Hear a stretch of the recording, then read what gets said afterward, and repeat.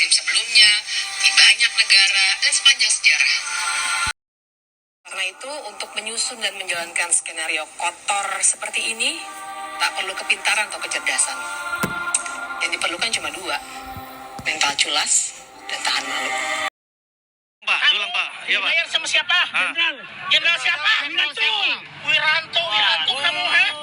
Ya, ini saya bisa karena itu. Dibayar berapa? Diam dulu. Kamu dibayar berapa kamu? Wiranto. Bisa dikirim langsung. Nanti ya. Makanya. Saya pesuruh, Bang. Pesuruh. Kamu masuk lagi. Tadi saya keluarkan. Wah, gua bakar lu. Kasihan. Aku dibayar. Mau gua bakar lu. Tadi gini. Awas sekali lagi lu hancur. Habisin aja, Ustaz. Habisin, Ustaz. Sekali lagi masuk ke channel umat Islam kayak gini. Jangan terlalu Saya percaya. gini. Jangan. Serius. Iya, Bang. Siap. Coba kamu nangis. Nangis. Bohong. Lain mata. Terusin, Ustaz. Saya gini. Sekali lagi deh. 5 menit saya bunuh. Ya. Jangan sekali-kali lagi. Istighfar, Ustaz. Umat Islam. Istighfar.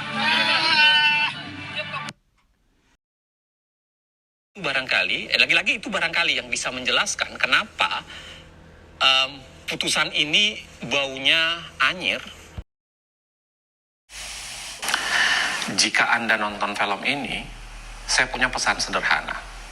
Satu, tolong jadikan film ini sebagai landasan untuk Anda melakukan penghukuman.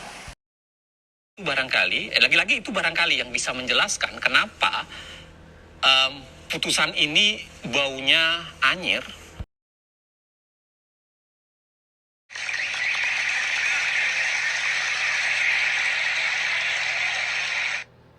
Sebenarnya ini bukan rencana atau desain yang hebat-hebat amat. Skenario seperti ini dilakukan oleh rezim-rezim sebelumnya, di banyak negara, dan sepanjang sejarah. Karena itu, untuk menyusun dan menjalankan skenario kotor seperti ini, tak perlu kepintaran atau kecerdasan. Yang diperlukan cuma dua, mental culas dan tahan malu. Saya mau terlibat dalam film ini karena banyak orang yang akan makin paham bahwa memang telah terjadi kecurangan yang luar biasa, sehingga pemilu ini tidak bisa dianggap baik-baik saja.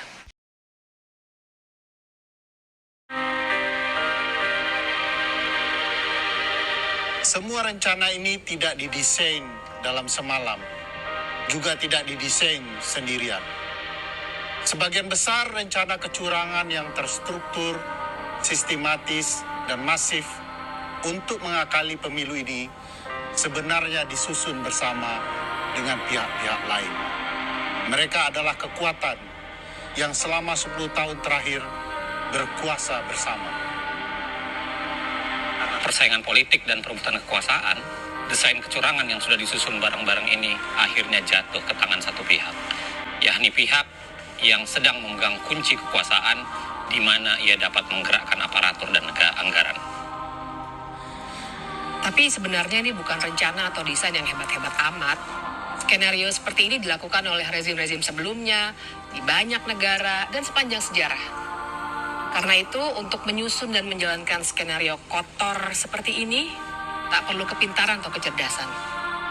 Yang diperlukan cuma dua, mental culas dan tahan malu.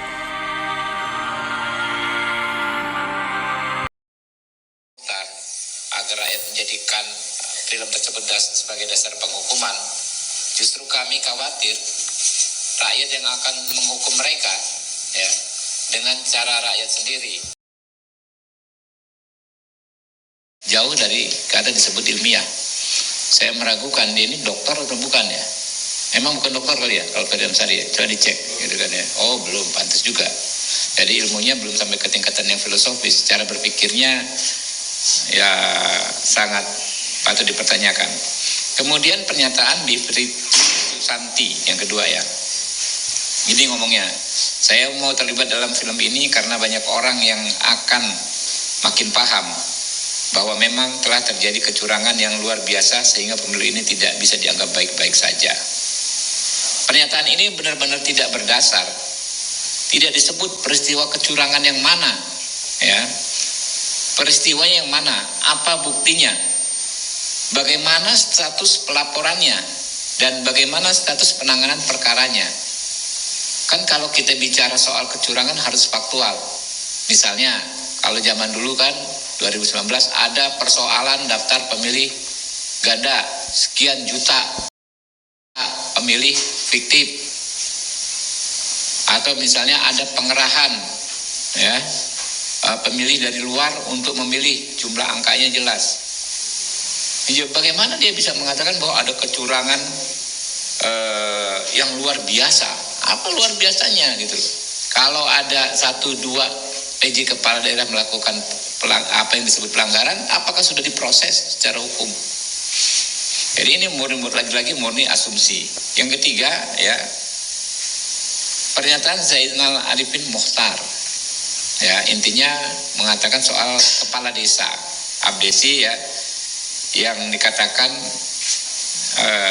kepala desa digunakan untuk memenangkan paslon tertentu.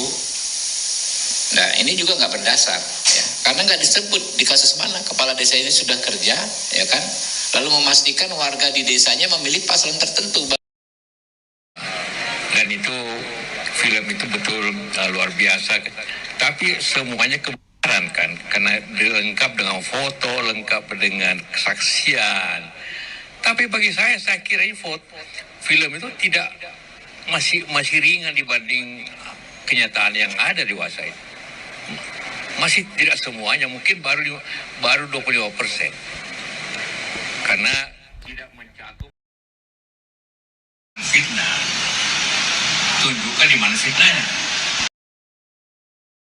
Kita harapkan bahwa keinginan-keinginan yang lebih baik itu tentu harus direspon dengan baik pula. Barangkali itu. Yang penting pemilu ini berjalan dengan baik dan juga tidak terjadi hal-hal yang kita khawatirkan, terutama jangan sampai terjadi perpecahan di masyarakat kita. Kan juga mengenai ahli-ahli hukum, ya. Nah, saya ingin menambahkan satu hal saja. Kita baperan kalau dikritik, ya. Nah, baperan ini berbahaya, ya. Kalau Anda merasa tidak setuju dengan apa yang dibuat dalam film itu, bantah saja film itu dengan membuat film yang lain. Ya, kritik mesti dibalas dengan satu kritikan yang lain. Jadi jangan baperan dan jangan cepat-cepat membuat laporan ke pihak kepolisian.